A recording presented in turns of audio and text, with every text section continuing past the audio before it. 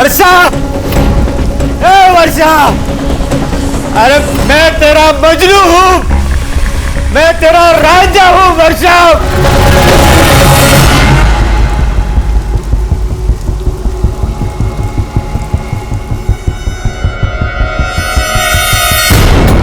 कौन है वहां? अरे कोई है?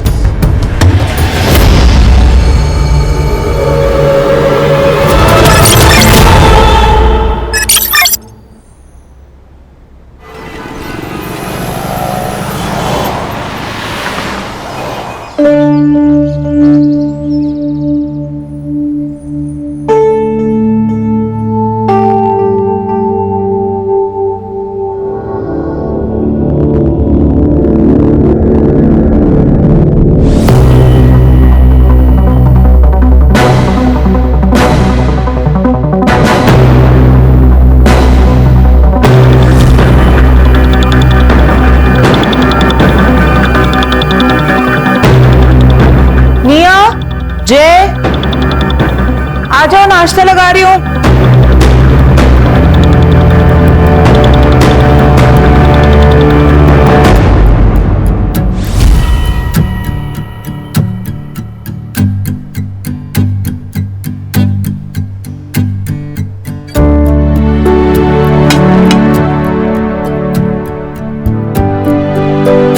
पापा ये देखिए ना, मुझे यूके के कॉलेज में 50% स्कॉलरशिप मिली है। हमें सिर्फ 50% ही पे करना है, मतलब 15 लाख में पूरा कोर्स।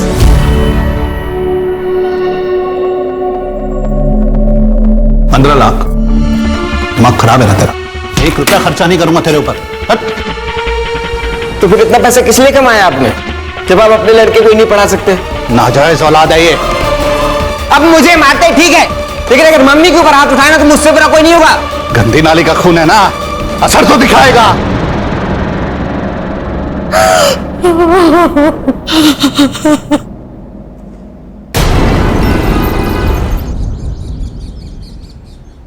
नितिन, नितिन नाश्ता रेडी है, जल्दी आओ।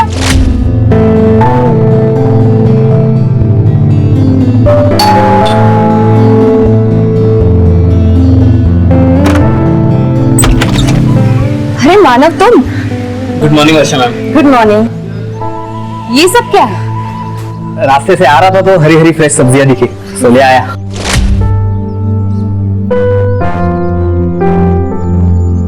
अच्छा सुनो, तुम ना डॉग फूड लेके आना स्टोर रूम में, मैं ये रख देती हूँ। मैं रख देता हूँ। अरे नहीं, इट्स ओके, तुम जाओ, मैं रखती हूँ। ठीक है, इस रूम में रखा? हाँ हाँ। ओके।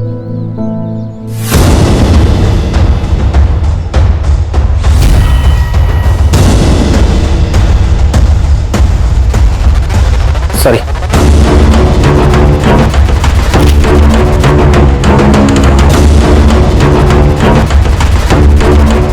आज फिर से पोहा, रोज रोज एक ही नाश्ता।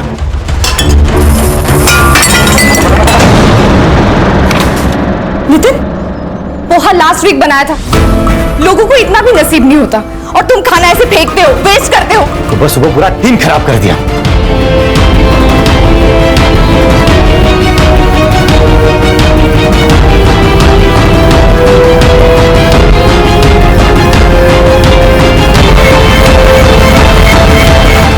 मानव, मानव रहने दो, मानव। इट्स ओके मैम, मैं उठा लेता हूँ। Hi Jenny, see my new tattoo, you like it?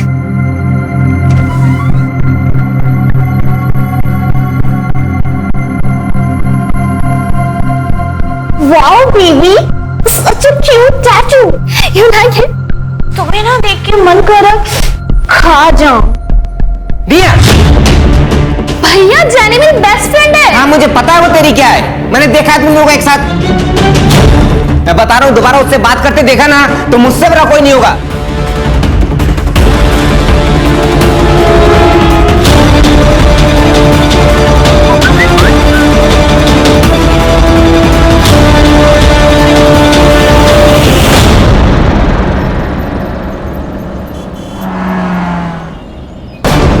दूसरी बार आई है टेलर के पास।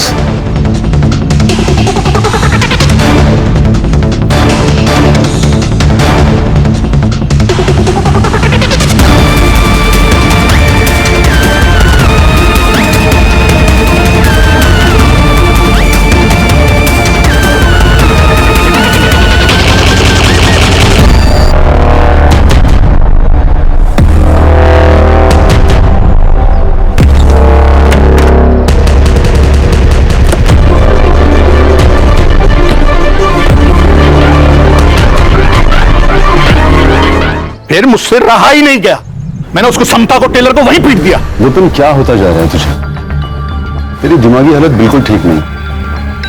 और मैंने सुना तूने जय और भाभी पर भी हाथ उठाया।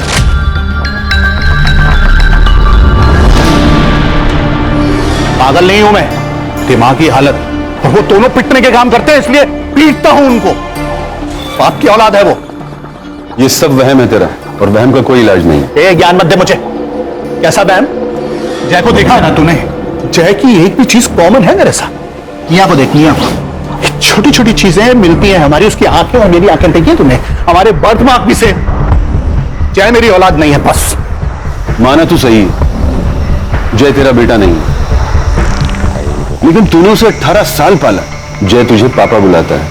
अगर कुछ बुरा हुआ भी है तो माफ कर देना। नहीं करूंगा, नहीं कर सकता माफ। डीएनए टेस्ट करवाऊंगा मैं। डीएनए टेस्ट कराने से क्या होगा? तू खुद को ही टॉर्चर करेगा। ये बात यही खत्म कर दे, ये सब सोचना बंद कर। अच्छा मुझे एक बात बता, जब जय कंसीव हुआ तो तू यही था ना? शिप पर तो नहीं था? जब उसने कंसीव किया था ना, तब मैं यहां नहीं था। पर तू नहीं समझेगा, तू जा जा जा, तू जा।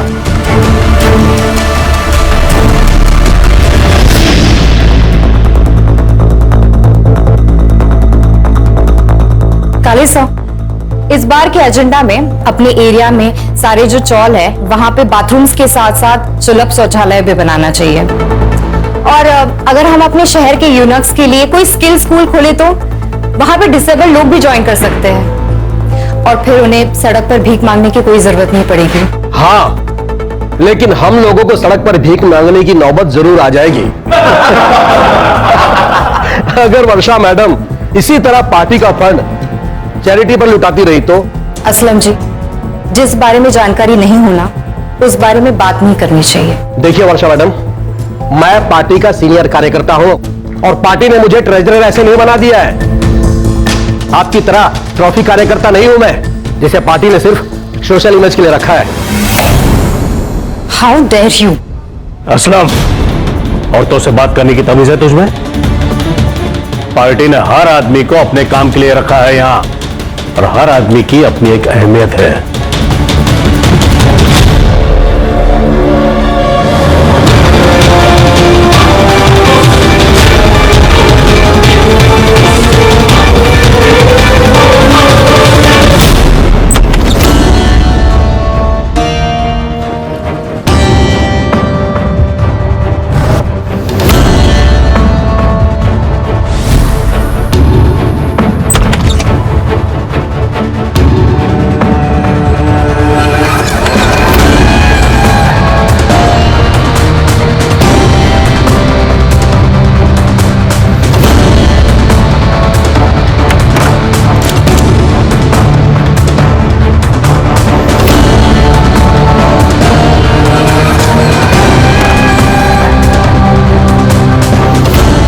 क्या बात है, ब्लैक मनी रखने का भी रेंज।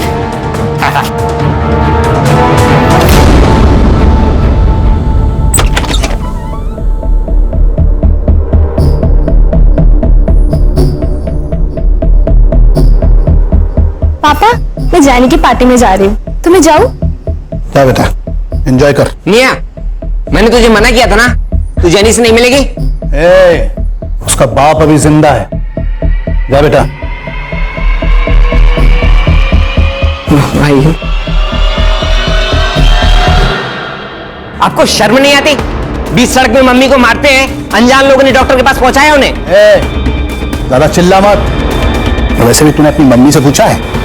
जब अनजान मर्द उसे छूते हैं तो उसे कितना अच्छा लगता है, बताया नहीं तुमने ऐसे? पापा, मैं आपको लास्ट टाइम फोन करना हूं, दोबारा से अगर मम्मी के ऊपर हाथ भी उठाया ना तो मुझसे बड़ा कोई नहीं होगा।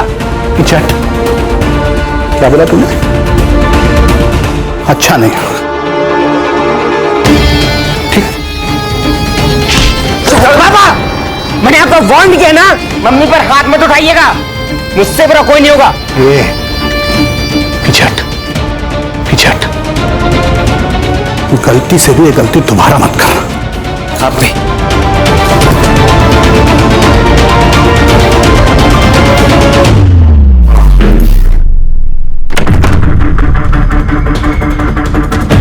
हाँ, वो लड़का मुझसे बर्दाश्त नहीं होता है, खत्म करो उसे।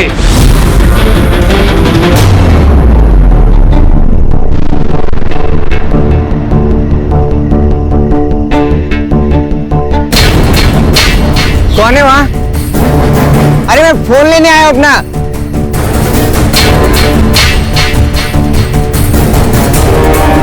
अरे कोई है?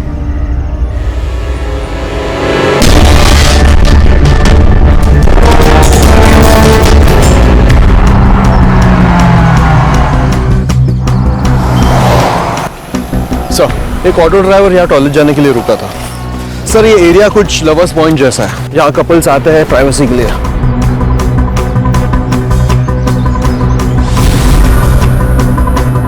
ये शक्ल कुछ जानी पहचानी लग रही है। हाँ सर, ये वर्षा शिंदे जी है, हमारे एरिया की सोशल वर्कर और जनजीवन पार्टी की मेंबर। जरा नीट बघा काहीतरी सापडेल, फॉरेन्सिक बुलाइए। सर, चोरी का मामला हो सकता है। हो सकता है इन्हें किसी ने यहाँ अकेले आते हुए देखा हो और चोरी कर लियो। यहाँ नशेड़ी गंजेड़ी लोग बहुत आते हैं सर। सारे हिस्ट्री शूटर्स, चेन स्नेचर्स, सबकी सारी डिटेल्स भी चौकी से मंगवाओ। यहाँ कोई सीसीटीवी कैमरा तो दिख नहीं रहा है। दोनों तरफ सबसे पहले जो सीसीटीवी कैमरा नजर आए उसका सीसीटीवी फुटेज निकलवाओ। बॉडी को पोस्टमार्टम के लिए भिजवाओ और उसकी फैमिली को कांटेक्ट करके उनको शिनाख्त के लिए बुलवाओ। Okay sir. पंकज, उसके पार्टी ऑफिस से उसकी सारी डिटेल निकलवाओ और उसका सीडीआर भी निकलवाओ। Yes sir.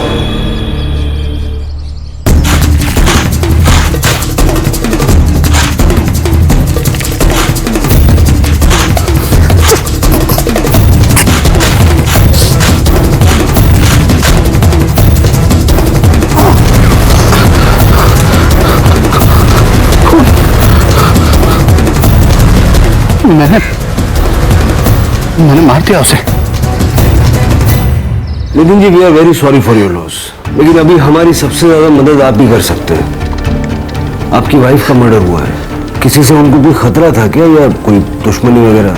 वर्षा का कोई दुश्मन नहीं था सर। एक्चुअली हमें कोई बच्चा नहीं है और वर्षा माँ नहीं बन सकती थी। वो गरीबों को और रास्ते के जानवरों को मदद करके खुश हो जाती थी। सब वो काम के लिए बहुत पैशनेट थी। रोज सुबह उठ के गरीब बच्चों के लिए और स्ट्रे एनिमल्स के लिए खाना बनाती थी। उसके बाद देवदत्ता काले साहब के ऑफिस जाती थी, उनके पार्टी का सारा काम संभालती थी, शेड्यूल बनाती थी। नितिन जी, आपकी पत्नी कल रात घर नहीं आई, आपको चिंता नहीं हुई? साहब, वर्षा का पार्टी के काम से बहुत ट्रैवल होता था। कभी कभी तो एंड वक्त पे वो प्लान बनाती थी। वो डायरेक्ट पार्टी ऑफिस से लातूर, विदर्भ, कोल्हापुर कहीं भी निकल जाती थी जहां उसको जरूरत पड़ती थी, और वहां पे पहुंचने के बाद मुझे फोन करती थी। उनकी लाश हमें लवर्स पॉइंट पे मिली। कहीं आपको ट्रैवलिंग का बहाना देकर वो किसी के साथ वहां? How dare you say that? आप मेरी वर्षा के बारे में ऐसी घिनौनी बात कैसे कर सकते? आप गुस्सा मत होइए, देखिए हमें हर संभावना को सोचना पड़ता है। चलता हूं मैं। नम्रता, वर्षा सोशली एक्टिव थी, पॉलिटिकल पार्टी भी ज्वाइन की थी। अच्छे लोगों के दुश्मन तो होते ही हैं। उसके ईमेल का एक्सेस ले लो नितिन से और उसके पॉलिटिकल पार्टी के ऑफिस से, देखो कोई थ्रेट में लाया है क्या। Okay sir. अरे मैं कहता हूं रुक जाओ, ये पुलिस स्टेशन है, यहाँ 24 घंटे के पहले कंप्लेंट नहीं लेते। 24 घंटे में कुछ हो गया तो? अरे मैं कुछ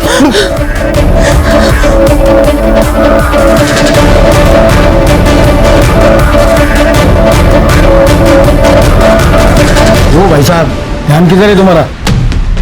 सर मेरा बेटा कल रात से घर नहीं आया, एक बार बड़े साहब से मिलवा दीजिए। सर, मेरा नाम समता वर्मा है, ये मेरे पति हैं विपिन, ये मेरा बेटा है जय। कल रात से घर नहीं आया सर। कल इसका फोन गायब हो गया था। इसने मेरे नंबर से अपने फोन पे ट्राई किया लेकिन फोन नहीं लग रहा था, कई बार ट्राई किया। फिर अचानक रात में 11 बजे इसके फोन से मेरे फोन पे कॉल आया। हाँ, ये मेरा ही फोन है। अच्छा, मैं कल आ सकता हूँ क्या लेने? ओके, अच्छा। हाँ ठीक है, तो फिर मैं अभी आ जाता हूँ। हाँ, मेरा फोन ना किसी ठेले वाले को मिला है जॉगर्स पार्क के पास में, तो मैं लेकर आता हूँ। लेकिन अभी इतनी रात में? अरे वो रात की ट्रेन से ही गांव जा रहा है, तो आप टेंशन मत लो, मैं चाबी लेकर जाऊंगा, आप सो जाओ। ध्यान रखना और जल्दी आना। टेंशन मत लो, आप आराम कीजिए, मैं लेकर आता हूँ। ओके? मुझे लगता है उसके साथ कुछ गलत हुआ है सर। आप प्लीज पता लगाइए सर, प्लीज पता लगाइए वो कहाँ है, प्लीज पता लगा लीजिए कहाँ है वो। देखिए आप फिक्र मत कीजिए पंकज, ये फोटो और बाकी डिटेल सब जगह सर्कुलेट कर दो। हम उसको ढूंढना शुरू करते हैं और जैसे ही कुछ पता चलेगा आपको तुरंत बताएंगे। प्लीज।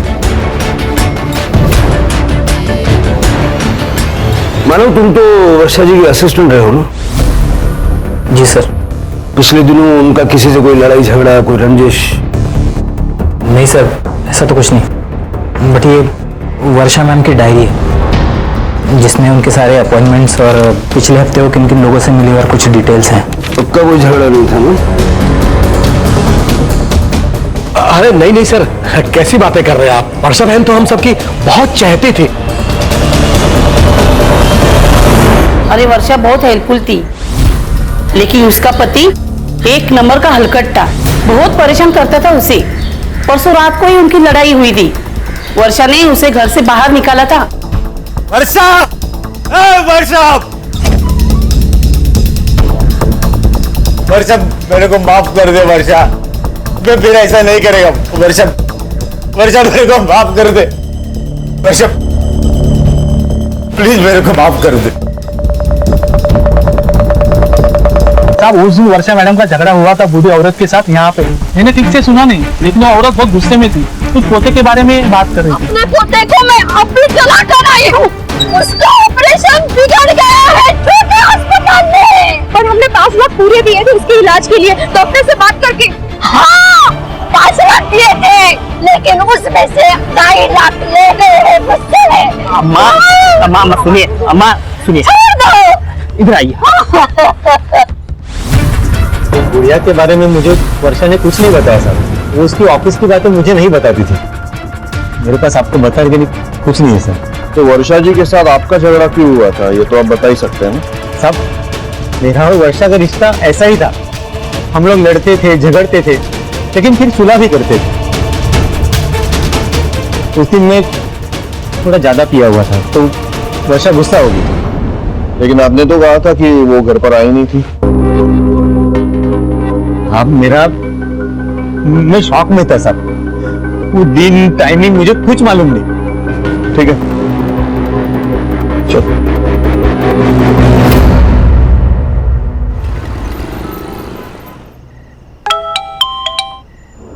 कल मेरे लोग आएंगे 2 बजे, उनको पैसा दे देना, अब वहां रखना सेफ नहीं है।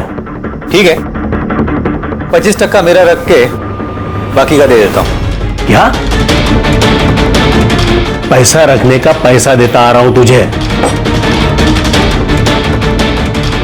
1 लाख रुपए महीना, वो तो रेंट है।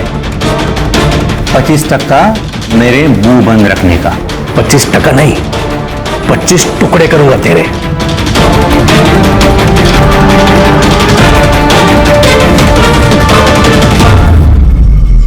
सर मैंने लवर्स पॉइंट जाके जय के बारे में कुछ दुकानदार और ठेले वालों से बातचीत की। सर वो हर शाम को वहां जॉगिंग करने के लिए जाता था, लेकिन सर किसी के साथ ज्यादा इंटरेक्शन नहीं होता था उसका। मुझे तो लगता है वो किसी लड़की के साथ भाग गया होगा। ऐसा है तो उसका बैंक स्टेटमेंट निकालो, आदमी कहीं भी जाएगा पैसों की जरूरत तो पड़ेगी। Right sir. हाँ पंकज, सर हमने वर्षा का शेड्यूल और उसकी डायरी चेक की, लेकिन हमें कुछ ऑफ नहीं लगा। लेकिन सर वर्षा का पति हमें थोड़ा गड़बड़ लग रहा है। मर्डर वाले दिन उसका वर्षा के साथ बहुत बड़ा झगड़ा हुआ था और ये बात उसने हमसे छुपाई थी, और एक बूढ़ी औरत ने भी वर्षा पर अटैक किया था। सर और एक और बात, जनजीवन पार्टी में एक सीनियर लीडर है असलम, वो भी वर्षा को कुछ खास पसंद नहीं करता था सर। उसकी बॉडी लैंग्वेज देख के लग ही रहा था कि वर्षा के जाते उसको प्रमोशन मिल गया। सीसीटीवी चेक करो, देखो वर्षा कब घर आई, कब उस बूढ़ी औरत ने उस पर अटैक किया और घर से वो वापस कब निकली। Yes sir.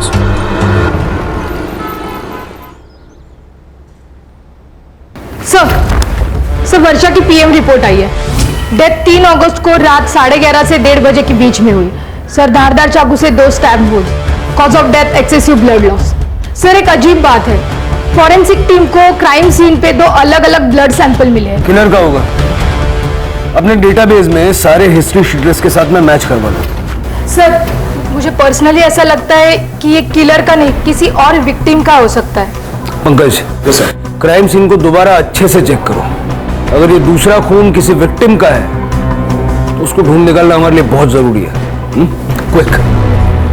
एक मजे की बात बताऊं, कल मैं और समता पुलिस स्टेशन गए थे जय की रिपोर्ट लिखाने।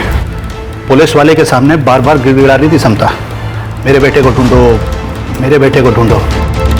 एक भी बार उसने ये नहीं बोला कि हमारे बेटे को ढूंढो। फिर से ये सब लेकर बैठ गया। तेरा बेटा घर से लापता है, तुझे उसकी फिक्र होनी चाहिए। कभी सोचा है समता भाभी कितनी परेशान हो रही है? ऐसी फिक्र मेरा बेटा होता तो फिक्र होती। अम्मा, अपने वर्षा मैडम को मारा था ना? हाँ, मैंने मारा था। इसके पति को भी मारना चाहिए। पर अम्मा, हुआ क्या था? इसने मेरे पोते के इलाज के लिए 5 लाख रुपया वो नेता से दिलवाए और फोटो भी खींचा। फिर उसका पति आकर मुझसे 2.5 लाख लेकर चला गया और मेरा पोता मर गया। सर, हमने उस बूढ़ी औरत की डिटेल्स निकाली। वर्षा से लड़कर वो अपने घर चली गई थी, लेकिन जिस दिन वर्षा का मर्डर हुआ उस दिन वो अपने घर नहीं आई। उनका कहना है कि वो शमशान के बाहर बैठी थी, लेकिन अब तक कुछ कंफर्म नहीं है। इस बूढ़ी औरत पे नजर रखो। सर, एक और बात, ये वर्षा चैरिटी तो करती थी, लेकिन लोगों से 50% कट लेती थी। अच्छा सर सबकी CDR reports. Sorry sir, system down होने की वजह से लेट हो गया। कुछ मिला?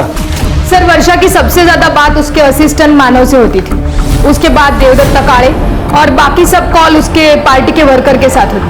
और सर, उसका हस्बैंड नितिन, लेकिन सर मर्डर के दिन वो घर पे ही था। सर, एक इंटरेस्टिंग बात पता चली, वर्षा को 2 अगस्त दिन में जय वर्मा के नंबर से फोन आया था। सर, बात सिर्फ 10 सेकेंड तक चली और मर्डर के दिन दोनों का लास्ट लोकेशन वही था, अपना लवर्स पॉइंट। सर, कहीं जय ने तो वर्षा को नहीं मारा, मारकर भाग गया हो सकता है वर्षा ने जैसे भी कट लिया हो या लेना चाहती थी। सबसे पहले तो वर्षा की बॉडी के पास जो दूसरा ब्लड सैंपल हमें मिला, वेरीफाई करो वो जय का है या नहीं, और जय और वर्षा का कोई कनेक्शन है क्या ये पता करो। उसके घर जाओ, उसके माँ बाप से बात करो, उनका ब्लड सैंपल लो, वो पूरे घर की और खास करके जय के कमरे की अच्छे से तलाशी लो। जैसे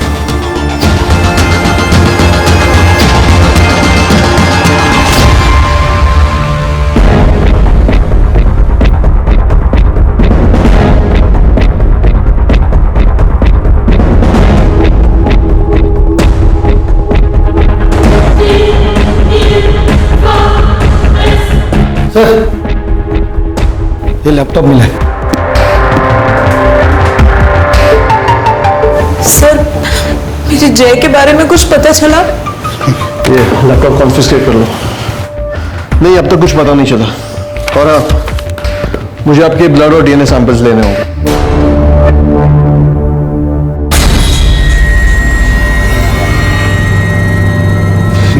नहीं, मैं अपना ब्लड सैंपल नहीं दूंगा। और क्यों चाहिए आपको? किस लिए चाहिए आपको मेरा ब्लड का सैंपल? जब वो मेरी औलाद ही नहीं है तो मैं अपना खून क्यों दूंगा? विपिन, तो इस टाइम भी ये सब बकवास कर रहा है? आप कौन? मैं विपिन का दोस्त हूँ, आई मीन फैमिली फ्रेंड। ये सब क्या पागलपन लगा रखा है यार? क्योंकि इनको मेरे जय की फिक्र ही नहीं है। हाँ, मेरे मेरे मेरे सुना सुना सुना सुना तूने फिर से इसने कहा मेरे जय की, मेरे जय की। सच क्यों नहीं बताती कि किसकी नाजायज औलाद है वो? कहाँ मुंह काला किया था तूने? जवाब दे, जवाब चाहिए मुझे। जवाब चाहिए तो सुनो, जय प्रीमेच्योर बेबी है, 7वें महीने में डिलीवर हुआ था वो। उस वक्त तुम शिप में थे और तुम्हें मुसीबत में नहीं डालना चाहती थी, इसलिए मैंने तुम्हें नहीं बताया।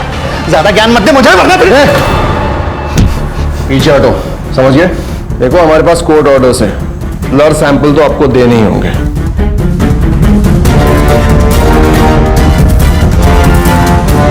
ये बात नितिन, मुझे चुपचाप यहां से पैसा ले जाने दे। 10 लाख दे दूंगा तुझे। अंदर कम से कम 100 करोड़ होंगे और मैं 10 लाख में खुशी मनाऊं? मेरे आदमी तुझे गाड़ देंगे। अच्छा, पहले बीवी और अब पति, तुम्हें क्या लगता है पुलिस इतनी आसानी से तुम्हें छोड़ देगी? मेरे साथ साथ वर्षा का मर्डर भी तुम्हारे सर चढ़ जाएगा।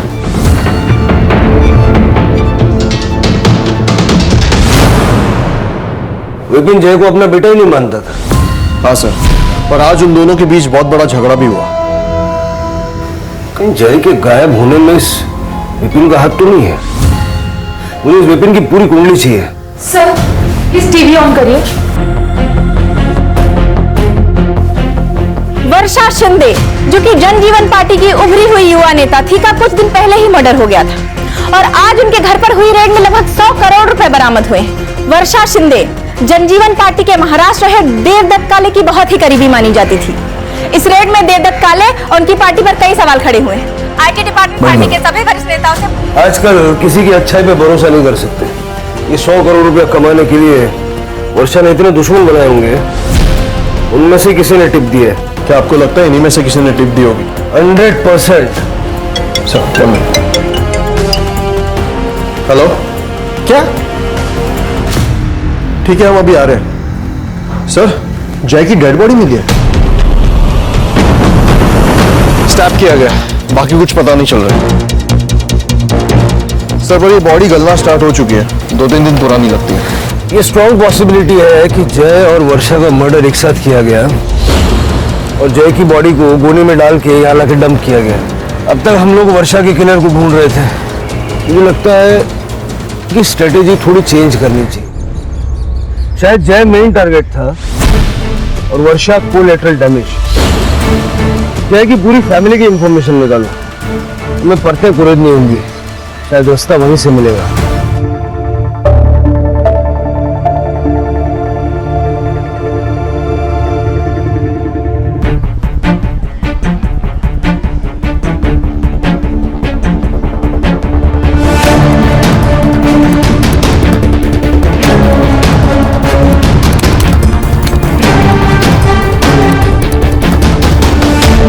वर्षा शिंदे और उसके प्रेमी जय वर्मा की हत्या कर दी गई।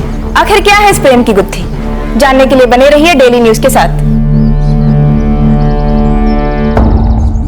बंटी, मना किया था ना तुझे, क्यों मारा तूने उसे? मैंने किसी को नहीं मारा। तू अपने हाथ में रख, छोड़, नहीं तो तुझे काट दूंगा। हाँ पंकज, क्या मिला? सर, हमारे स्टेशन के मेल आईडी पर एक वीडियो रिकॉर्डिंग भेजी गई है। काले भाई, पार्टी हाई कमान कहीं उस वर्षा को टिकट ना दे दे। इस बार टिकट मुझे मिलना चाहिए। तो अपने लोगों के लिए कुछ कर ना, एक स्कूल या बच्चों की पढ़ाई का कुछ कर। यही बेस्ट फॉर्मूला है वर्षा की काजी करने करे। उसको तो वैसे भी पॉलिटिक्स में कोई इंटरेस्ट नहीं है। अरे काले भाई, कुछ लोगों का अनपढ़ रहना ही बेहतर होता है, उन्हें भड़काने में आसानी होती है। हमें कुछ और करना पड़ेगा।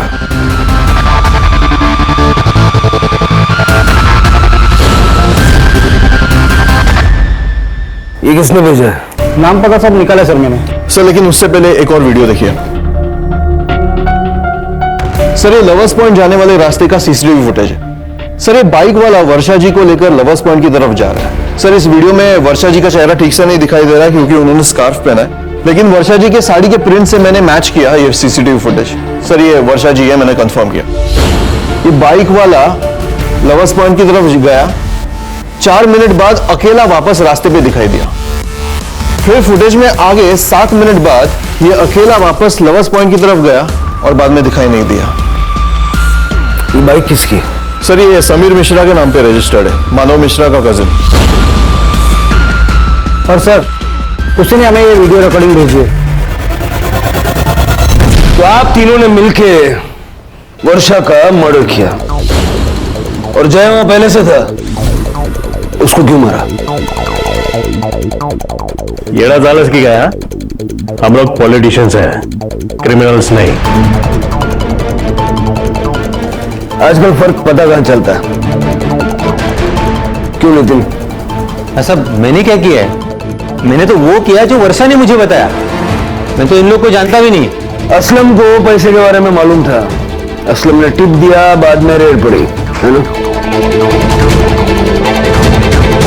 गद्दार! चुप कर काले, मुझे पता चल गया था कि तू मेरे को टिकट नहीं देगा। अरे टिकट पाने के लिए पहले काम तो कर। अरे इतना पैसा जो तेरे खिलाया, काम भी करूं, पैसा भी खिलाऊं, क्या क्या करूं? तो ऐसा नहीं क्या पैसा देके उसके फायदे भी तूने बहुत किए हैं।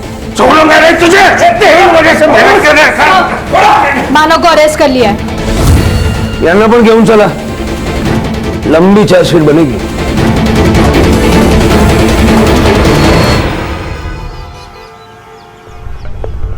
शहर छोड़कर भागने की प्लानिंग कर रहा था ये। अरे भागेगा तो तब जब भागने देंगे। देखिए सर, मैं सच बता रहा हूँ सर, मैंने कुछ नहीं किया है। मुझे पता था लेकिन कि मैं एक दिन पकड़ा जाऊंगा, क्योंकि मेरे पास पैसा है ना पॉलिटिकल सपोर्ट। तो पॉलिटिकल पार्टी में काम करके विक्टिम कार्ड खेलना सीख गया तू। देखो देना, वर्षा के साथ तू ही है ना? अतः भाषण वाला शुरुआत कर, भाभी अंदर। लेकिन एक शर्त है, सिर्फ सच बोलना है। चल। मैं प्यार करता था वर्षा मैम से। उन्होंने पॉलिटिकल पार्टी सिर्फ सपोर्ट के लिए ज्वाइन की थी। मैम की सोशल मीडिया इमेज की वजह से पार्टी को फायदा हो रहा था, और मैम को पॉलिटिकल इन्फ्लुएंस का। और मैम को पति मिला वो नितिन जैसा, जो वो हर काम करता था जो मैम को पसंद नहीं था। और बॉस मिला वो देवदत्त काले जैसा। उस दिन बूढ़ी अम्मा ने जब मैम को सच बताया तब मैम टूट गई थी। तुम लोगों से पैसे वापस लेते हो नितिन? How could you? आवाज नीचे कर। और ये मैंने जो किया है ना, वो तेरा बॉस है ना, वो देवदत्त काले, उसके कहने पे किया है। हाँ वर्षा बोल। क्या ये सच है? क्या आप चैरिटी का दिया 50% पैसा अपने पास रखते हो? चैरिटी से पार्टी नहीं चलती, पैसा चाहिए। उस दिन मैम ने मुझे कॉल करके पिक करने के लिए बुलाया। उन्होंने मुझे किसी होटल पे ड्रॉप करने के लिए कहा था। जब हम बैक रोड से जा रहे थे तो मैम ने मुझे एकदम गाड़ी रोकने के लिए कहा। उनकी तबीयत ठीक नहीं थी, उन्हें लो बीपी था, और उन्होंने सडनली उल्टियां स्टार्ट कर दी। मानो मुझे और उल्टी आने वाली है, तो प्लीज जाकर मेरी दवाई लेके आओ। लेकिन मैं आपको यहाँ अकेले कैसे छोड़ के जाऊँ? मैं यहाँ वेट कर लूंगी, तो प्लीज जाओ, मेरी तबीयत बहुत खराब हो रही है। मुझे मैम की बीमारी के बारे में पता था, इसलिए मैं तभी मेडिसिन और बॉटल लेने चला गया। मैं जब मेडिसिन लेके लौटा तब मैम वहां पे नहीं थी। फिर मैं मैम को वो असलम या देवदत्त काले या फिर उनके पति वो नितिन ने ही मारा है। मैंने कहा जय की फोटो दिखा उसको। ये लड़का जय जब वर्षा को मारा गया उसी वक्त से ये भी मिसिंग था, और जहां वर्षा को मारा गया ठीक उसी जगह पर इसको भी मारा गया। और 2 तारीख को दिन में इसने वर्षा को कॉल किया था। जय और वर्षा को 3 अगस्त की रात 11:30 से 1:30 के बीच में मार दिया गया। जय के घर वालों का कहना है कि जय उसका फोन लेने वहां गया था। तुमने 10 मिनट के लिए वर्षा को अकेला छोड़ दिया और किसी ने उन दोनों को मार दिया। लेकिन सर वहां पे ये लड़का जय क्या कोई भी नहीं था? जय और वर्षा एक दूसरे को कैसे जानते थे? उस दिन ऑफिस में मैम से मिलने आया था। उसे अपने घर से दूर किसी कॉलेज में एडमिशन चाहिए था। घर से दूर क्यों? सर मैंने जय का लैपटॉप कॉन्फिस्केट किया था। अमन को उसमें जय की एक ऑनलाइन जर्नल मिली। सर जय अपने बाप से नफरत करता था, और जय का अपनी बहन की गर्लफ्रेंड के साथ भी पंगा था। बहन की गर्लफ्रेंड के साथ पंगा म्हणजे काय? सर एक्चुअली जय की बहन लेस्बियन है। जय उसी जगह गया था जहाँ वर्षा गई थी। हो सकता है कि उसने वर्षा को देखा हो और वो उससे मिलने चला गया। तो शायद हम ये मान के चल सकते हैं कि वर्षा के कातिल ने ही जय को भी मार डाला। सर पर वो सिर्फ जय की बॉडी क्यों लेके गया? शायद वो जय की बॉडी पहले डंप करने ले गया हो, वहां मानव आ गया और कातिल डर के भाग गया। जय की फैमिली का सीडीआर। मर्डर के दिन उसके फैमिली का कोई भी आदमी उस लोकेशन के आजू बाजू भी नहीं था। ये जय की बड़ी बहन नहीं है और उसकी गर्लफ्रेंड, दोनों को बुलाओ। सर ये मैडम जेनी, अमन ने इसकी ऑनलाइन फ्रॉड की सारी हिस्ट्री निकाली है। हमने जय भैया को नहीं मारा। उस दिन तो हम दोनों डॉक्टर के पास गए थे, और चैनी को ये सब फ्रॉड करना पड़ा जय भैया की वजह से, ताकि वो सेक्स चेंज ऑपरेशन करा सके। Well I hate capitalism. और वैसे भी मैंने कुछ अमीर बुड्ढों को ही लूटा है वीडियो कॉल के जरिए, and I don't even regret about it. जेल में रिग्रेट करना बहुत टाइम मिलेगा। भैया, ये जेनी तुम्हें चीट कर रही है और 2 लड़कियों को भी डेट कर रही है।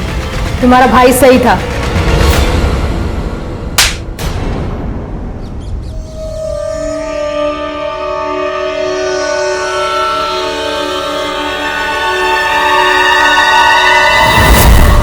उस विपिन वर्मा ने तुझे उसके बेटे को मारने की सुपारी दी थी ना?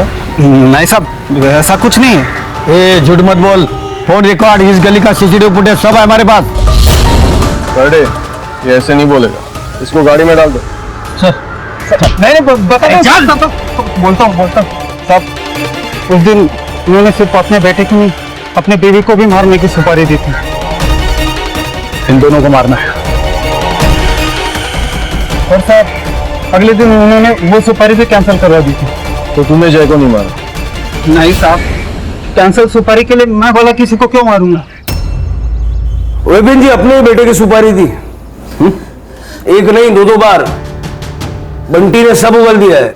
आपने जय को मारा और उसी वक्त वर्षा वहां आ गई तो वर्षा को भी मार दिया। पता नहीं, मेरे को गुस्सा था उसके ऊपर। वो मेरा खून नहीं था इसलिए। जय आप ही का बेटा था। आप दोनों के डीएनए प्रोफाइल जय के साथ परफेक्टली मैच होते हैं। अपने बेटे का खून कर दिया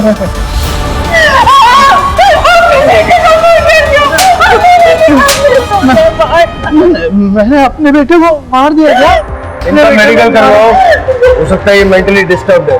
मैंने अपने बेटे को मारा। सर, जय का सिम ऑन हुआ है।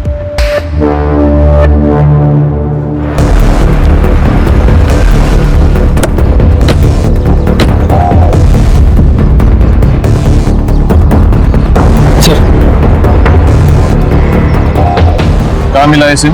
वो मालती नगर के कचरे के इसमें मिला साहब। वो जगह दिखा हमें, तुम गाड़ी में बैठ।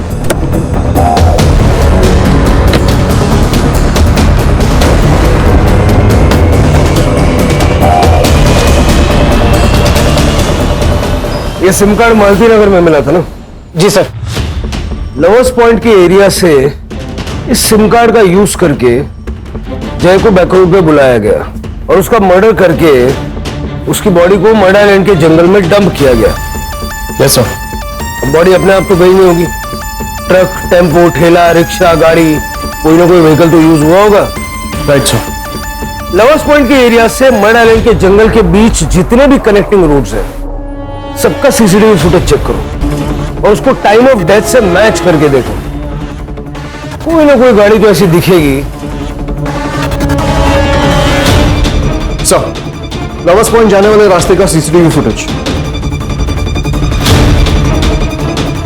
3 कार्स कॉमन मिली है, लेकिन ये कार हमारे किलर की है।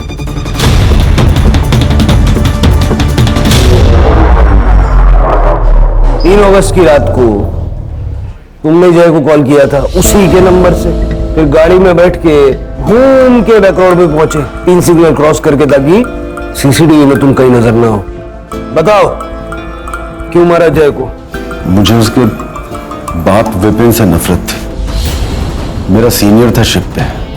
मैं, समता, विपिन तीनों कॉलेज में दोस्त थे। मैं समता को पहले से ही पसंद करता था, लेकिन विपिन ने मुझसे पहले ही उसके घर पे रिश्ता भेज दिया और उसकी शादी हो गई, जबकि वो उसे बहुत मारता था। लेकिन उसने विपिन को नहीं छोड़ा, लेकिन मेरी बीवी ने सिर्फ शिप की जॉब की वजह से मुझे छोड़ दी।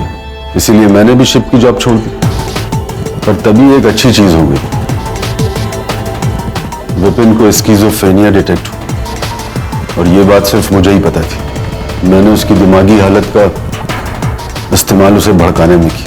जय तुझ पे बिल्कुल भी नहीं गया, उसकी एक भी हरकत तुझसे नहीं मिलती। मैंने ही उसे कहा था जय को मारने के लिए, ताकि जय मर जाएगा, वो पकड़ा जाएगा और समता मेरी हो जाएगी। लेकिन उस गधे ने जय और समता दोनों की सुपारी दी, फिर मुझे वो सुपारी कैंसिल करवानी। तब मुझसे रहा नहीं गया और मैंने जय को मारने का फैसला कर लिया। इसीलिए मैंने उस दिन जॉगिंग पे जाने से पहले जय के घर जाकर उसका फोन चुरा लिया। फिर मैंने उसी के नंबर से उसके कॉल किया और भैया हमको फोन मिला है, आप ही का है ना? हाँ हाँ, ये मेरा ही फोन है। हाँ तो भैया ले जाइए ना यहाँ से, जॉगर्स पार्क से। ठीक है, मैं अभी आ जाता हूँ। ठीक है भैया। कौन है वहाँ? अरे कोई है?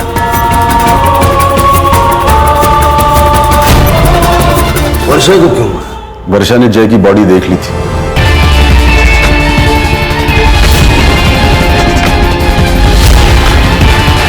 और वो शायद पुलिस को कॉल करने वाली थी, इसीलिए वर्षा को मारना पड़ा। जय की बॉडी क्यों ले गए? वर्षा की बॉडी वहां क्यों छोड़ दी? वर्षा की बॉडी पुलिस को मिलती तो पुलिस उसका मर्डर इन्वेस्टिगेशन करती, और मेरा उससे कोई कनेक्शन नहीं था, इसलिए मैं रडार में भी नहीं आता। इतना दिमाग चला के कुछ फायदा हुआ? तुम्हारी जलन की वजह से कितने लोगों की जिंदगी खराब हो गई। लेके जाओ उसको।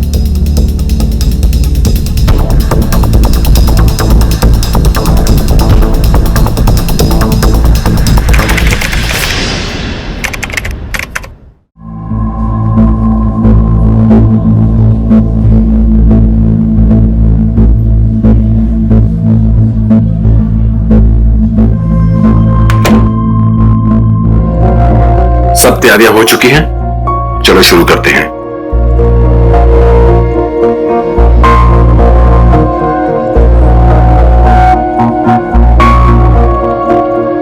सॉरी सर, थोड़ा लेट हो गया। रोहित मल्होत्रा की रिपोर्ट आ गई? हाँ सर, आ गई है। तुमने देखा? हाँ सर, रिपोर्ट्स में ब्रेन ट्यूमर आया है।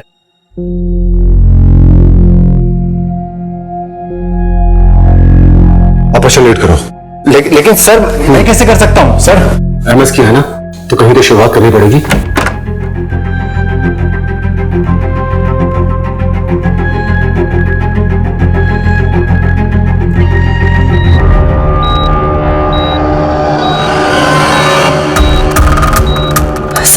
सर पल्स गिर रहा है सर। हाँ, मैं कुछ करता हूँ। सर, मैं डॉक्टर प्रफुल्ल को बुलाती हूँ। हाँ, जल्दी बुला के ले आओ। डॉक्टर प्रफुल्ल! डॉक्टर प्रफुल्ल!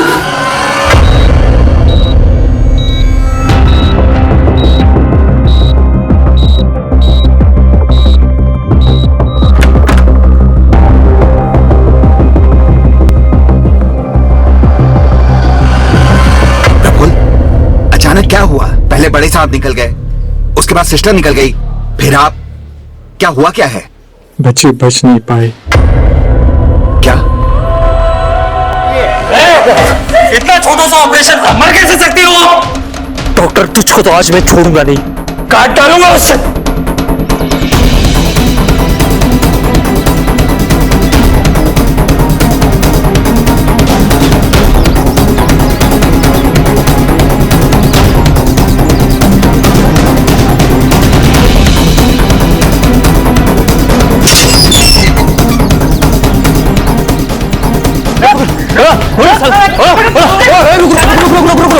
अबे पागल है क्या? देख नहीं रहा किसका घर है? अंदर जाएंगे तो फंस जाएंगे। गुड्डे की पहुंच बहुत ऊपर तक है। तो क्या हुआ? इतना डर क्यों रहे हैं? घुस के खींच आते ना उसको। देख, तुझे जाना है तो जा, हम लोग रिस्क नहीं लेंगे। अरे यार, पैसे कैसे मिलेंगे? चल बाद में आते हैं। अरे रुक विजय, बाहर आ, नहीं तो दरवाजे तोड़ के अंदर आ जाएंगे।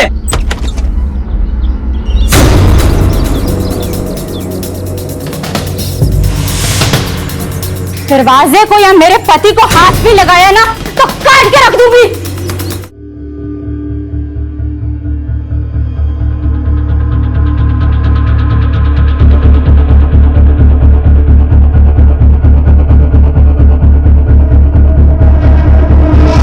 क्या हो रहा है यहाँ पर? शास्त्री जी, आपके दामाद विजय ने हम लोगों से लाखों रुपए लिए और अब वापस नहीं कर रहा है। हाँ बिल्कुल नहीं दे रहा है वो। और शांति रखिए, मैं विजय को लेके आता हूं, लेकिन तब तक आप सब लोग शांति से खड़े रहेंगे, कोई हंगामा नहीं। माँ जी प्लीज बाबूजी को समझाइए ना, इस बार पैसे दे दे, मैं जल्दी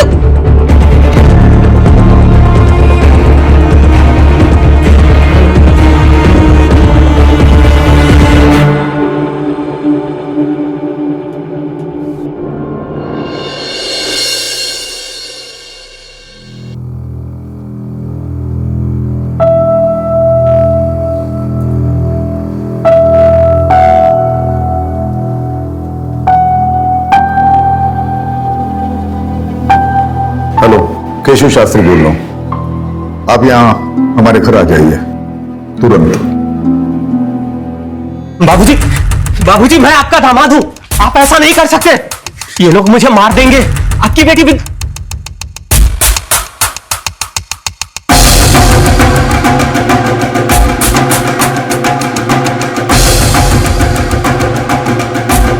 सुन, मेरा दामाद होने के नाते तुझे एक शरीफ और जिम्मेदार इंसान होना चाहिए था, और तू एक नंबर का धूर्त और धोखेबाज आदमी है, जिसकी सजा तुझे मिलनी चाहिए।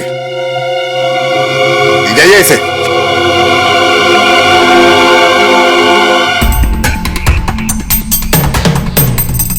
मैं चाहता हूं कि आप सभी को न्याय मिले, और जिस किसी को भी मेरे दामाद विजय से प्रॉब्लम है, वो बिना कानून अपने हाथ में लिए पुलिस की मदद ले ले, वरना वो भी मेरी नजर में उतना ही गुनहगार होगा जितना कि विजय। बाबूजी, बाबूजी आपने ये सही नहीं किया। विद्या, अपने बाबूजी से ऐसे बात करते हैं? विद्या, सही क्या है गलत क्या है तुमसे सीखने की जरूरत नहीं है मुझे। और बाबूजी ने वही किया जो एक शरीफ इंसान को करना चाहिए। मक्खन लगाना बंद करो, अगली बारी तुम दोनों की। तुम्हें क्या लगता है मुझे पता नहीं कि मेरी गैर मौजूदगी में तुम दोनों मेरे दवाखाने में क्या करने जाते हो? सारे पेपर्स मैंने ऑडिट के लिए भेज दिए हैं। ऑडिट का रिपोर्ट आएगा तो तुम दोनों को भी भेज दूंगा जेल में हवा खाने के लिए।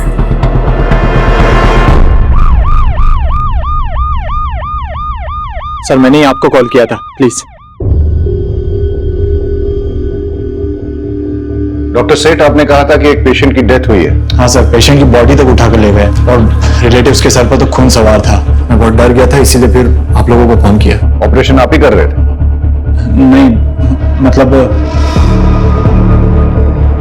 लेकिन यहाँ सर्जन तो डॉक्टर प्रफुल्ल है ना? मेन सर्जन तो डॉक्टर प्रफुल्ल ही है। 10 साल से मैं यहाँ नर्स का काम कर रही हूँ, लेकिन इससे पहले उन्हें ऑपरेशन छोड़ के इस तरह से जाते हुए कभी नहीं देखा मैंने। तो आज क्या हुआ? रिपोर्ट सुनते ही वो ऑपरेशन डॉक्टर सेठ के हाथ में सौंप कर निकल गए और डॉक्टर सेठ नर्वस हो। वो पेशेंट जिसकी रिपोर्ट के बारे में डॉक्टर प्रफुल्ल पूछ रहे थे, वो कौन है? उनका नाम रोहित मल्होत्रा है।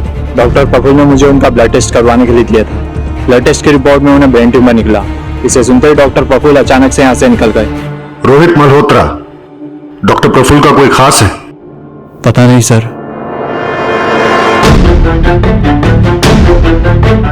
डॉक्टर प्रफुल्ल एक रैंडम आदमी रोहित मल्होत्रा, उसकी रिपोर्ट्स के बारे में जानने के बाद एक 5 साल की बच्ची को चलते हुए ऑपरेशन के बीच छोड़कर चले गए। पता करो ये रोहित मल्होत्रा कौन है। रहीमी, डॉक्टर प्रफुल्ल के कॉल डिटेल्स निकालो और लोकेशन ट्रेस करने की कोशिश करो, और ये आदमी जो डॉक्टर प्रफुल्ल के पीछे भागा है पता करो कौन है। Okay sir. Sir doctor Prafulla के लैंडलाइन फोन के लास्ट डायल नंबर के मुताबिक उन्होंने न्यूरोलॉजिस्ट डॉक्टर मीनल शाह से कांटेक्ट किया था। जब हमने मीनल शाह से बात करने की कोशिश की, उन्होंने पेशेंट के बीच की कॉन्फिडेंशियलिटी का हवाला देकर हमसे बात करने से मना कर दी। रोहित मल्होत्रा की रिपोर्ट्स मिली? हॉस्पिटल के सारे कंप्यूटर्स चेक करो, पेशेंट रिकॉर्ड्स में कहीं ना कहीं जरूर कुछ मिलेगा। ये आप क्या कह रहे हैं? ऐसा पहले कभी नहीं हुआ। ऑपरेशन छोड़ के बीच में वो कभी नहीं गए। वो कल रात से गायब है। आपने उन्हें एक भी बार कॉल नहीं किया या उन्होंने भी आपको कांटेक्ट नहीं किया? क्योंकि ये नॉर्मल है सर। पिछले 2-3 महीने से वो काफी बिजी चल रहे थे और कई बार तो 2-3 दिन तक वो घर भी नहीं आते थे। हमारी तो फोन पर भी बात नहीं होती थी। डॉक्टर प्रफुल्ल किसी प्रॉब्लम में थे? कोई टेंशन, कोई स्ट्रेस? नहीं सर, ऐसी तो कोई बात नहीं थी। अच्छा, आप उनके किसी पेशेंट रोहित मल्होत्रा के बारे में कुछ जानती हैं? रोहित? नहीं सर। Hello sir.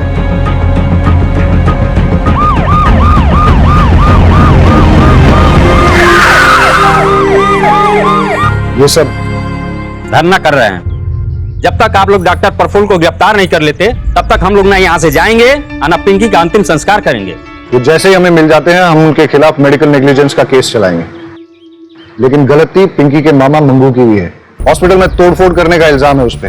और अगर गलती से उसने डॉक्टर प्रफुल्ल के साथ कुछ उल्टा सीधा किया ना तो बहुत बुरा फंसेगा। इसलिए आप हमें बता दीजिए कि मंगू कहाँ है। मुझे नहीं पता। हम उसकी बॉडी का पोस्टमार्टम करवाएंगे जिससे कि डॉक्टर प्रफुल्ल के खिलाफ केस और स्ट्रांग हो जाए। पिंकी को न्याय ऐसे मिलेगा, इस तरह धरना देने से नहीं। गांव वालों पर नजर रखो।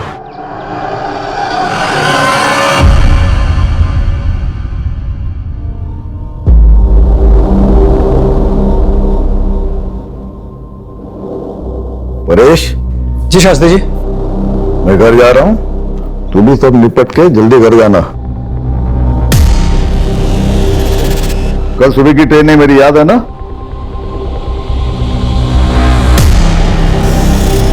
जी शास्त्री जी। हाँ, एक मिनट अभी लेता हूँ। नमस्ते। जी देखिए ना, केवल लगवा लिया, दुकानदारी बढ़ गई, लोग आने शुरू हो गए। बढ़िया है, बस इसी तरह तरक्की करो। मेरी शुभकामनाएं तुम्हारे साथ है।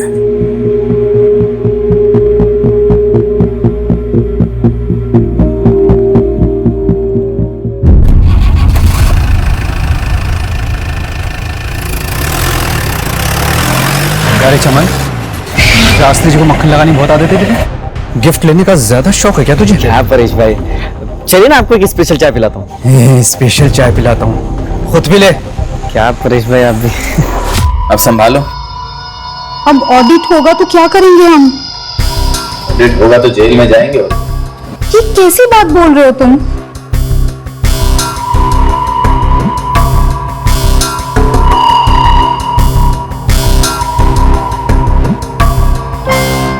कुछ बोलोगे तुम? मुझे बहुत डर लग रहा है। तू टेंशन मत ले, तब संभाल लिया मैंने। कल अपनी जिंदगी बदलने वाली है। सच्ची?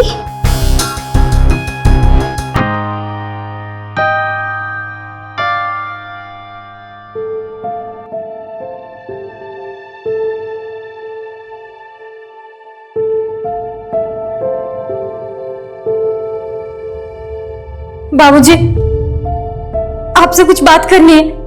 बताओ ना, इस रूम में किसी को भी आने की इजाजत नहीं है। बाबूजी, आप प्लीज विजय को छुड़वा लीजिए, प्लीज। चलो चलो यहां से बाबूजी, बाहर चलो। बाबूजी मेरी बात तो सुनिए। बाबूजी प्लीज मेरी बात बाहर सुनिए। जाओ।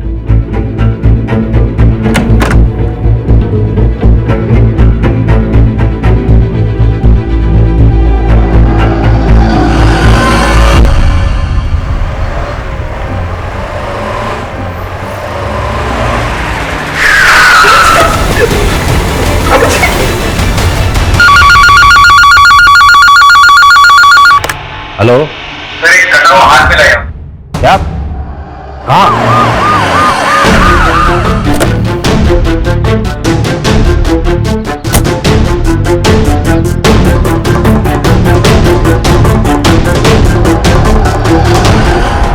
फॉरेंसिक को बुलाओ। जी सर।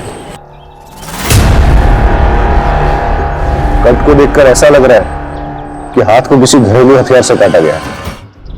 ये सब नाखून उखाड़े गए हैं, मतलब टॉर्चर।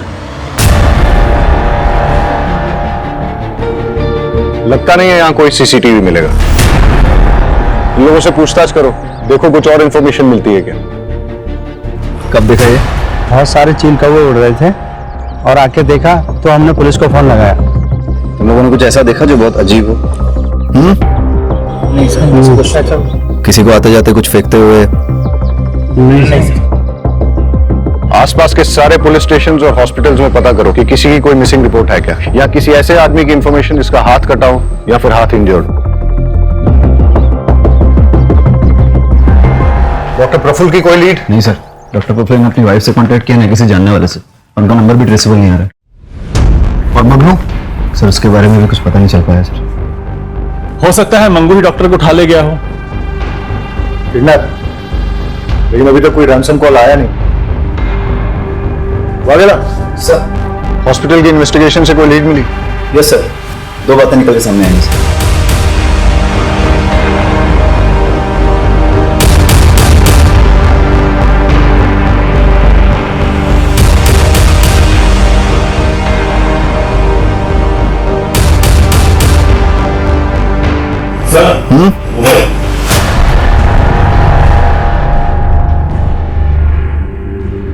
डेटा निकाला इसका? सर फोन में 256 बिट इंक्रिप्शन है, लेकिन हम क्रैक कर लेंगे। सर एक बात और, रोहित मल्होत्रा की रिपोर्ट्स की हार्ड कॉपी तो नहीं मिली, लेकिन लैब के कंप्यूटर से कुछ हाथ लगा है।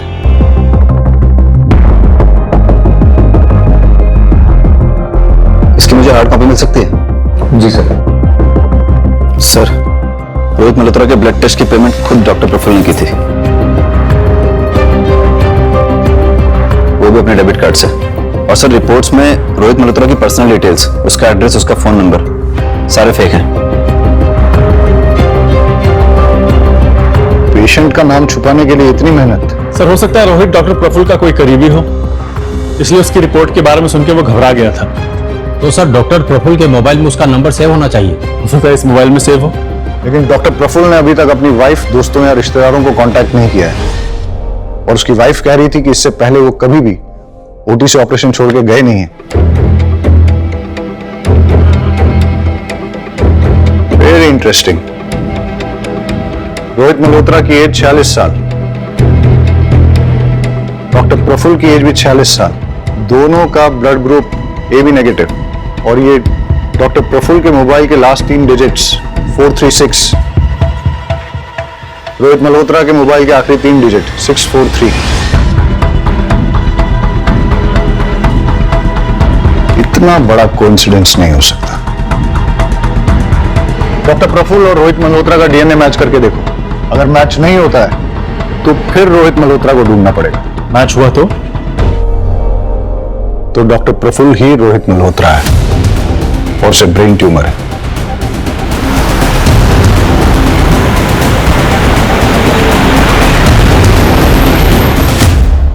आपको पता है कि आपके पति को ब्रेन ट्यूमर है? क्या? ये आप क्या कह रहे हैं? आपको कैसे पता? डॉक्टर प्रफुल्ल ने रोहित मल्होत्रा के फेक नाम से एक ब्लड सैंपल टेस्ट करवाने के लिए दिया था।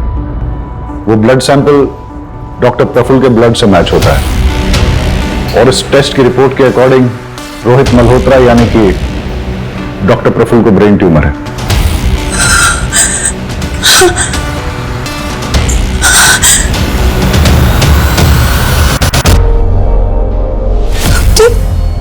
बीमारी तक मुझसे छुपाने लगे। पहले ऐसे नहीं थे, सब बताते थे मुझे, बहुत प्यार करते थे। पता नहीं क्या हो गया, क्यों? आप प्लीज उन्हें ढूंढिए, प्लीज। आप चाहे ना माने, पर वो बुरे इंसान नहीं है। आप प्लीज उन्हें ढूंढ दीजिए, प्लीज प्लीज।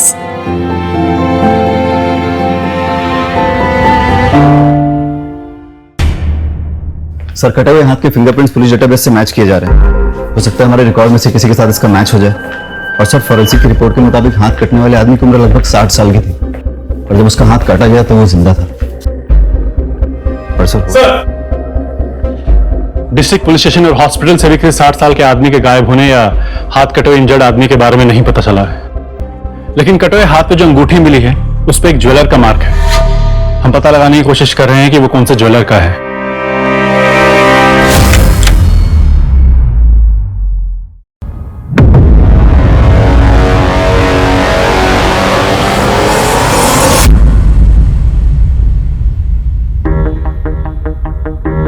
परेश भैया, ये सब दवाखाना कैसे हो गया?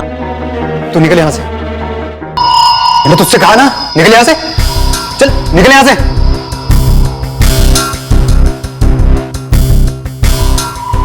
कैश कितना था लॉकर में? पता नहीं, बाबूजी कभी किसी को बताते नहीं थे, काफी सीक्रेटिव थे बाबूजी। लॉकर की चाबी वैद्य के अलावा और किसके पास थी? हम में से तो किसी के पास नहीं थी, सिर्फ पापा के पास थी। उन्होंने परेश को दी हो तो पता नहीं, परेश पर बहुत भरोसा था उनको, उसी को मालूम होगा क्या हुआ, कैसे हुआ। आप नीचे, आप नीचे। अब सच बोल। सर मैं सच्ची बोलूं सर, मेरा विश्वास कीजिए, मेरे पास तिजोरी की चाबी नहीं थी। तिजोरी की चाबी सिर्फ वैद्य जी के पास थी, मेरे पास तो सिर्फ क्लिनिक की चाबी है। जब तूने देखा कि क्लिनिक में चोरी हो गई है तो तूने तुरंत फैमिली को फोन करके कांटेक्ट नहीं किया? बात यह है सर कि वैद्य जी ने मुझसे कहा था कि फैमिली के किसी भी मेंबर को क्लिनिक के आसपास भटकने मत देना, इसलिए मैंने किसी को इन्फॉर्म नहीं किया। ठीक है, हम वैद्य जी को कॉल करके पूछ लेते हैं कि तू सच बोल रहा है कि झूठ। चल वैद्य जी का नंबर बोल बोल बोल। वो तो नहीं मिलेंगे सर। क्यों? क्योंकि सर वैद्य जी किडनैप हो चुके हैं और मेरी आंखों के सामने उनका भी वो भाग गए। कौन सी गाड़ी थी और नंबर क्या था? मुझे कुछ याद नहीं सर, उस समय मेरा दिमाग सुन्न हो गया था, मैं कुछ देख और समझ नहीं पाया, मुझे कुछ याद नहीं सर। हाँ, गाड़ी छोटी थी, मतलब कार थी, इतना मुझे याद है।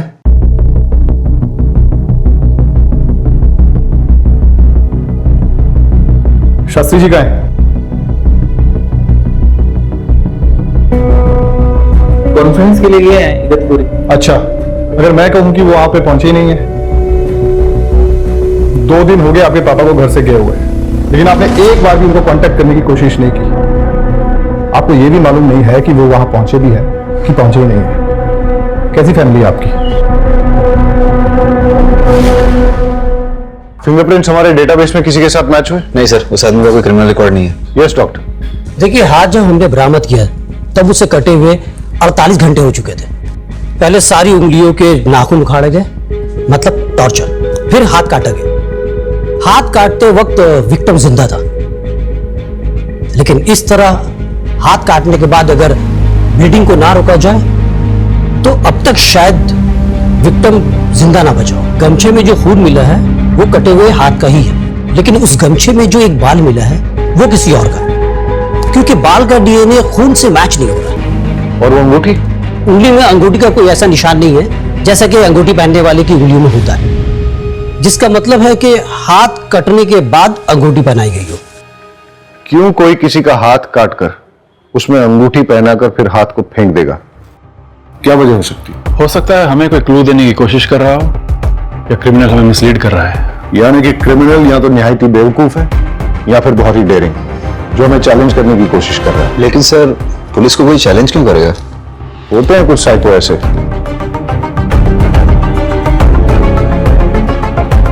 वागेला सर, इस अंगूठी के ट्रेडमार्क से पता करो कि किस ज्वेलर की है, और पता करो किसने खरीदी और कब खरीदी।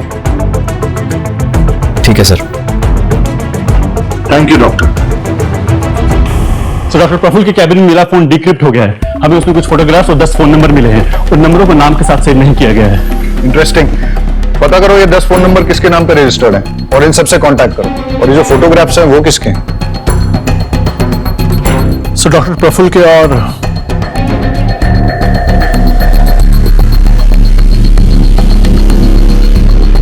और भी इंटरेस्टिंग। सर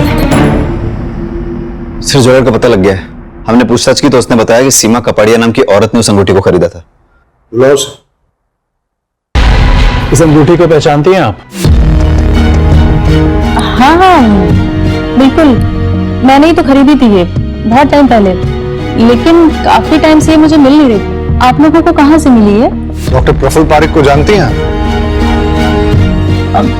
नहीं तो मैं किसी डॉक्टर प्रफुल्ल को नहीं जानती। लेकिन ये फोटोज तो कुछ और ही बोल रही हैं।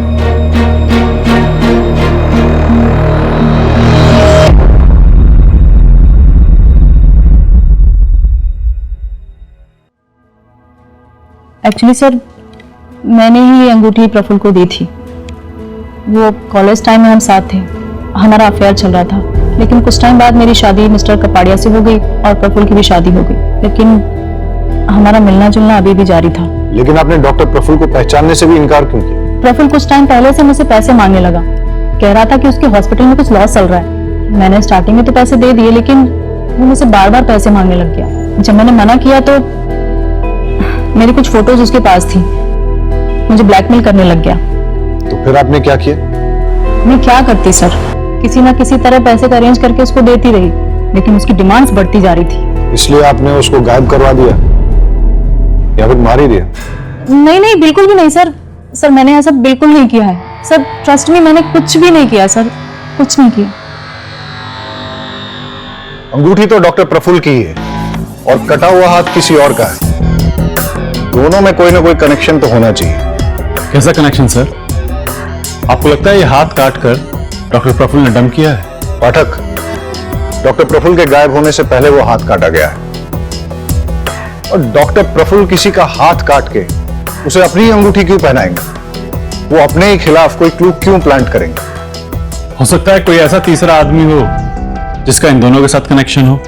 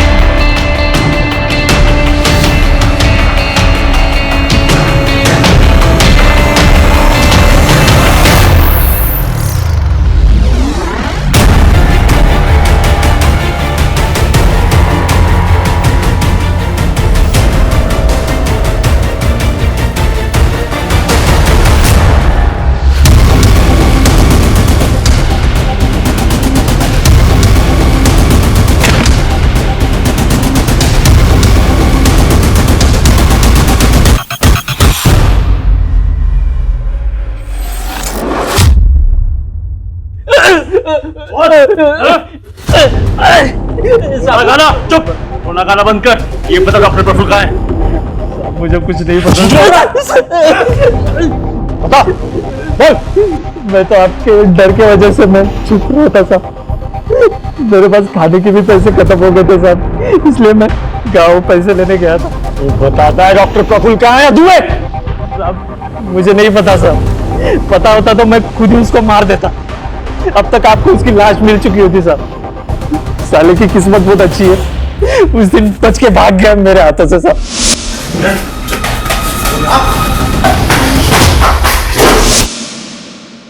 झूठ बोल रहा है तू, क्योंकि जितनी चोट डॉक्टर प्रफुल्ल को लगी थी उस हिसाब से वो ज्यादा दूर तक भाग नहीं सकते थे। पक्का तेरे ही हाथ लगे होंगे। मैंने ढूंढा था साहब, पर मिला नहीं मुझे, और आप मुझसे सवाल पूछ रहे। अरे उससे जाके पूछिए ना जिसके वजह से मेरी 5 साल की भांजी मर गई साहब।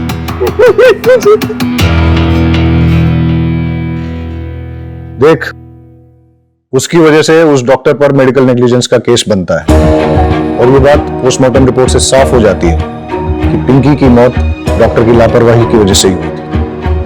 लेकिन तू इससे ये मत समझना कि डॉक्टर के गायब होने के केस से तू बरी हो जाएगा। डॉक्टर के साथ मारपीट और हॉस्पिटल में तोड़फोड़ करने के चार्ज में अंदर करो इसे। चलो चल।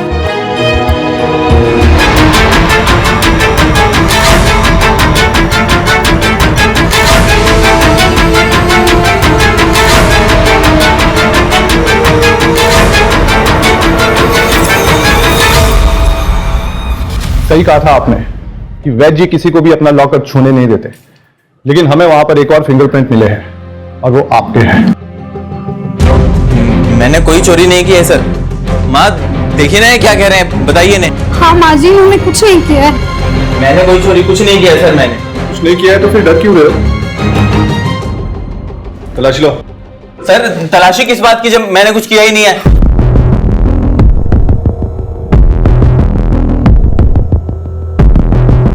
सर आपको जरूर कोई गलतफहमी हुई है, आप मेरी बात समझने की कोशिश कीजिए। मैं आपको ये देखिए इसकी अलमारी से क्या मिला है।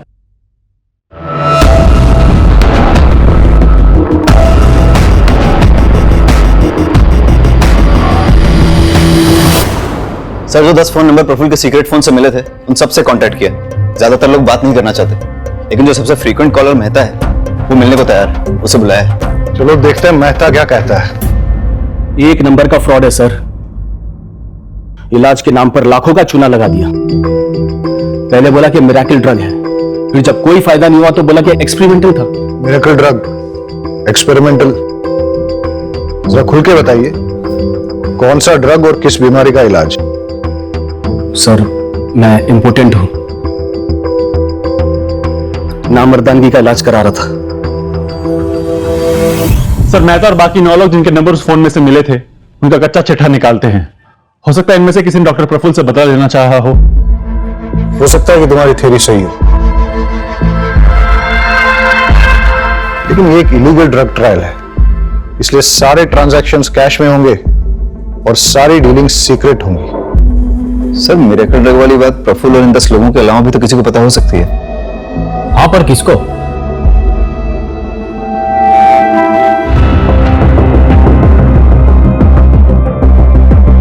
वो 10 आदमी जिन पे ये ड्रग एक्सपेरिमेंट चल रहा था, उनमें से किसी ने भी डॉक्टर प्रफुल्ल ने आपको कोई धमकी वगैरह दी?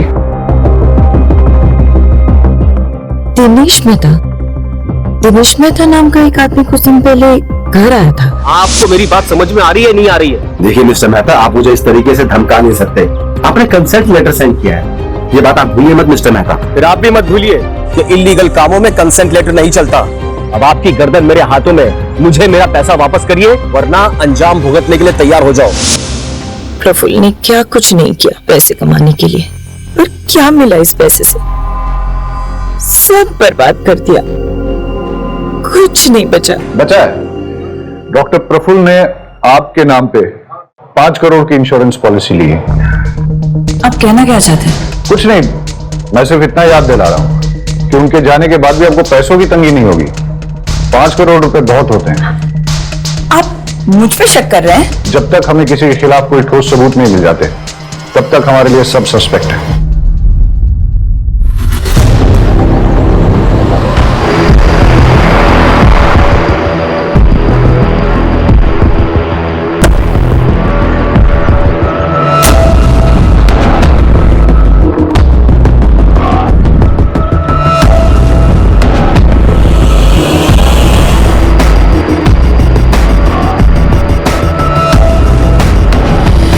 सर मुझे तो एक कटे हुए हाथ वाले केस का पार्ट लग रहा है।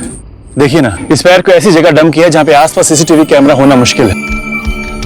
वादेला रही, आसपास चेक करो, कुछ और क्लू मिलता है क्या?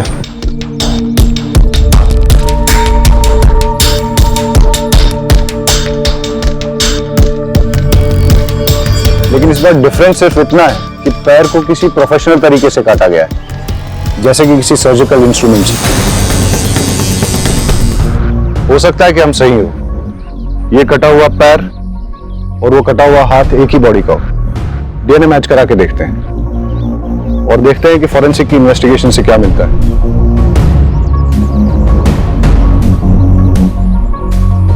लगता है एक स्टेट वाइड अलर्ट जारी करवाना पड़ेगा किसी 60 साल के आदमी की मिसिंग के लिए। सर खंबात पुलिस स्टेशन से एक अलर्ट आया है। सर वहां की पुलिस एक 60 साल के मिसिंग आदमी को ढूंढ रही है।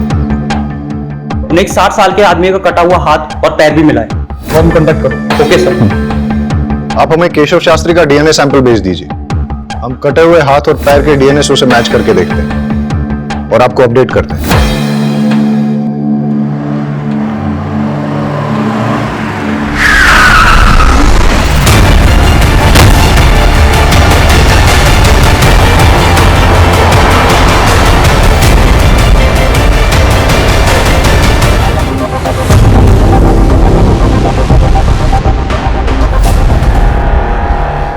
आपने जो डीएनए सैंपल भिजवाया था वो मैच कर गया है। इस बार भी पैर काटते वक्त वो आदमी जिंदा था।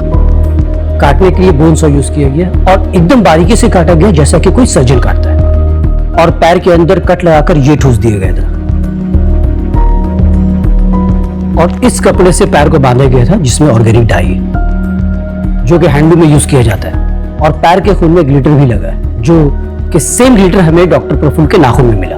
मतलब डॉक्टर प्रफुल्ल और शास्त्री जी जिनका कि हाथ और पैर काटा गया, इन दोनों को एक ही जगह रखा गया था और वहीं से डॉक्टर प्रफुल्ल हमें कोई क्लू भेजने की कोशिश कर रहे थे। Okay doctor, thank you. Okay bye.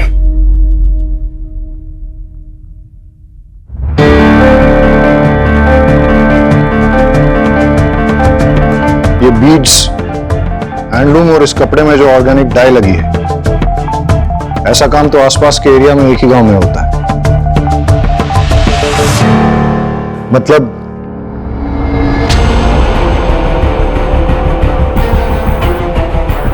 Inspector Shekhar. Yes sir. मैंने आपको यहां इसलिए बुलाया है क्योंकि हमें विक्टिम की लोकेशन का पता चल गया। आप लोग भी चलिए हमारे साथ। सर।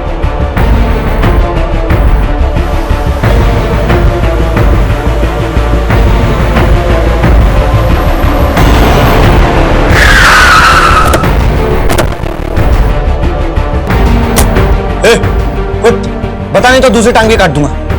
बता। ए, कुत्ता लेके आ। अबे कुछ भी और काटा ना, ये मर जाएगा। साहब हमारे गांव में काम चलता था, लेकिन कोविड की वजह से बंद हो गया। पास में एक फैक्ट्री है, उधर देख सकते हैं। ऐसे नहीं मर सकता। ए, बहुत बड़ा प्लान है मेरा, ऐसे नहीं मर सकता। ए, बेहोश हो रहा, पानी लेके आ। ए उठ, ए शास्त्री।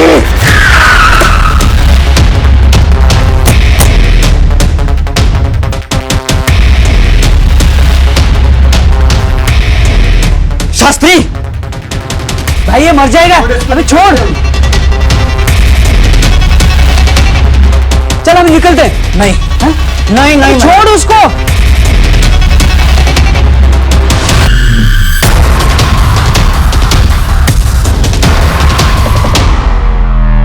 छोड़, अबे चल।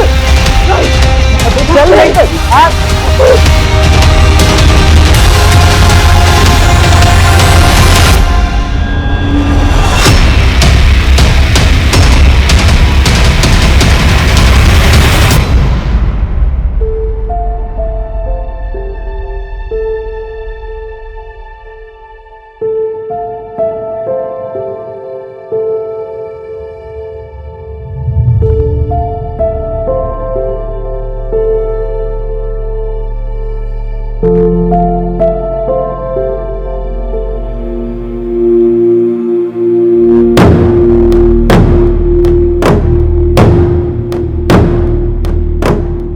यही वो किताब है ना जिसके पीछे तुम लोग पढ़े थे।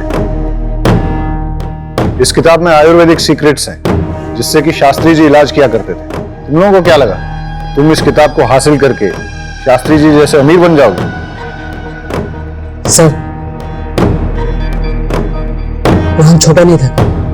एक बुक को पढ़कर हम लोगों को दवाइयां बनानी थी, फिर उसे बड़े बड़े कंपनीज में बेचना था। प्लान मस्त था, लेकिन साहब गुस्से में आकर सब गड़बड़ कर दिया चमन भाई। अबे ये क्या किया तूने? पागल हो गया क्या तू? कुछ पता ही नहीं रहा। अबे ये डॉक्टर बुलाना पड़ेगा, नहीं तो ये मर जाएगा। चल पास का हॉस्पिटल से डॉक्टर बुला के लाते हैं। डॉक्टर तुझको तो आज मैं छोड़ूंगा नहीं।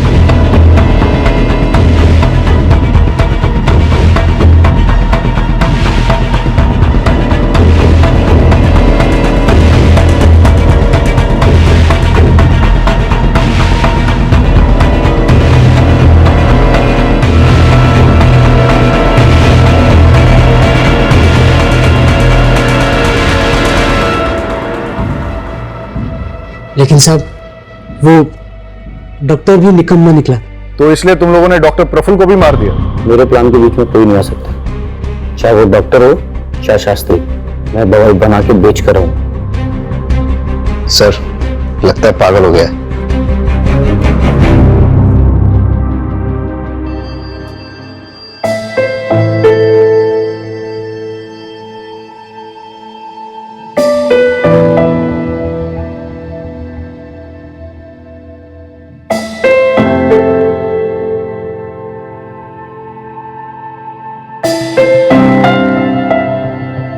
चमन पहले से ही साइको था, लेकिन किसी को इसके बारे में पता नहीं था क्योंकि सबके सामने वो हंसमुख बना रहता था।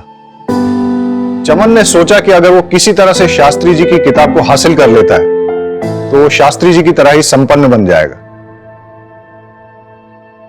लेकिन उसे यह नहीं पता था कि विद्या को चोरी या जबरदस्ती से हासिल नहीं किया जा सकता।